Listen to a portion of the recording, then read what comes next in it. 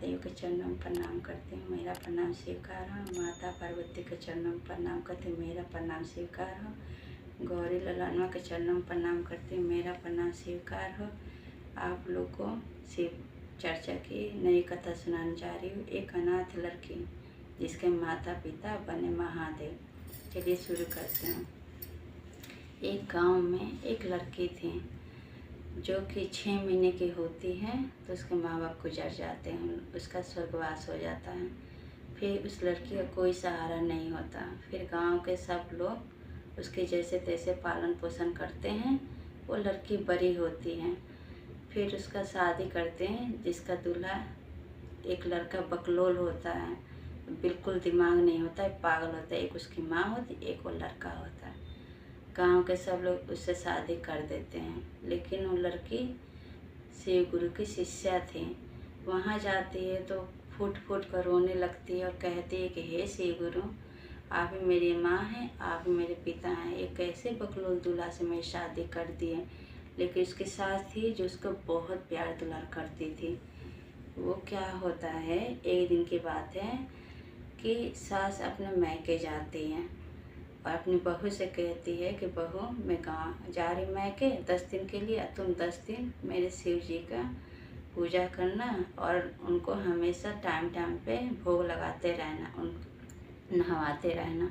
फिर वो बहू जो थी तो शंकर भगवान को कैसे नहवाती।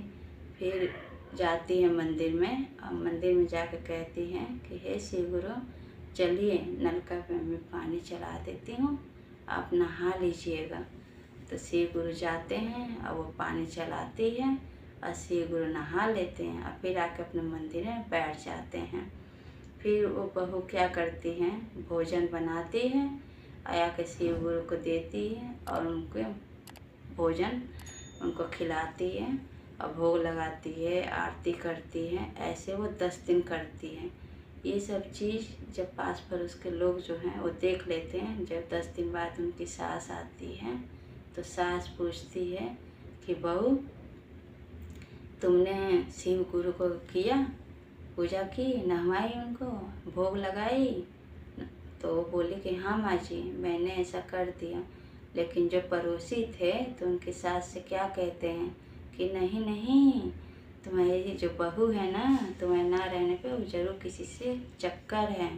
कहती है कि चलिए आप नहा लीजिए, मैं नलका चला रही हूँ।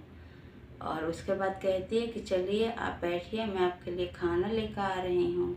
उसके बाद कहती है कि हाँ, मैं आपको आरती उतारती हूँ।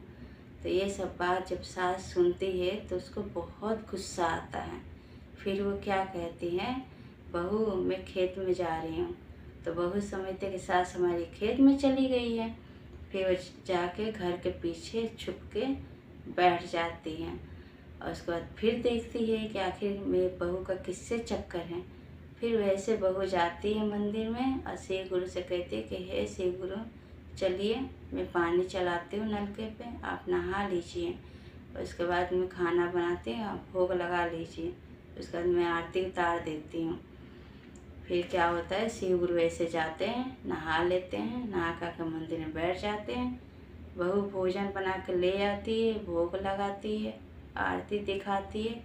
ये सब चीज़ जब अपने आँखों से उसकी सास देखती है तो आके माथा पटक के शंकर भगवान का मंदिर में रोने लगती है कि हे शिव गुरु, मैं इतना दिन से पूजा पाठ करती रही लेकिन आपने हमें कभी दर्शन नहीं दिए।